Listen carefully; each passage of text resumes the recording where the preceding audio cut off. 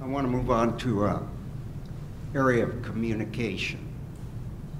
As a council member or a potential council member, what method or methods would you rely on to both listen to and inform your constituents? What do you feel is the council's responsibility and obligation for keeping the public informed on the pros and cons of obviously important decisions? Kevin? I'll go ahead and start. Well, communication is key when it comes to leadership, and I think it's very important that we work to inform the citizens on everything that is going on. Now, we have several different communications that are available for the citizens. They can watch the videos online for the city council meetings. They can read the minutes online. There's also the online newsletters that are sent out to those who subscribe to them. But as a city council person, I think it's important to also engage in the community. I would like to continue on not only through Facebook interactions with a lot of you, we've continued to talk about your Citizens for Corona page or my own personal Facebook page, but also to have some kind of a monthly newsletter that we can, that I could put out and produce that would give citizens the idea or information that is going on in the City Council, stuff that we can share. So to continue to communicate is very important, and that is a top priority for me as well. And sometimes we're almost at information overloads. So you have to try to bring something into all one place.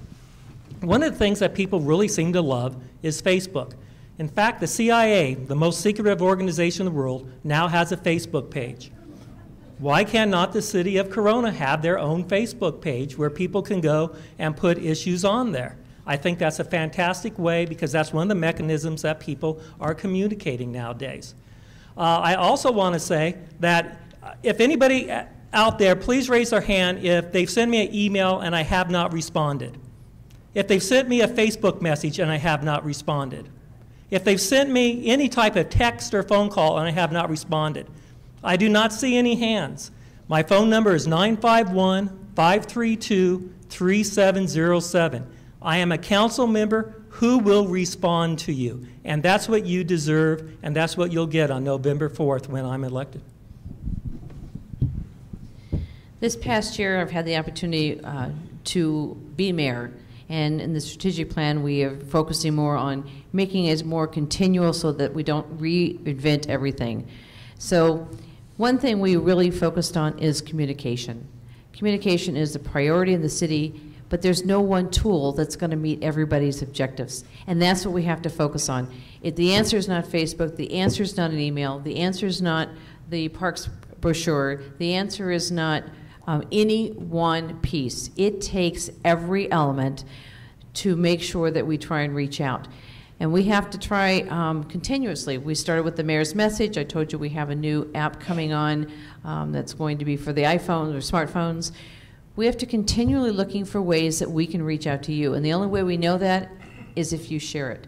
I'm constantly asking, please let us know how we can reach you. I've done it every town hall meeting I've had, every community meeting, is tell us what is the best way to reach you. So we need your help. I don't care if you make a phone call or email, text me, or write a note on a cocktail napkin. If you hand it to me, I may be out with my wife. I may ask you to please give me the time to enjoy my evening, and I will call you the following day. I will get back to you. Even as easy as a Facebook thing, yesterday, I communicated with Kevin regarding 3 ladies that were interested for their children to play in the park, and they wanted to know the schedule of the splash pad. Maybe we can get extended hours.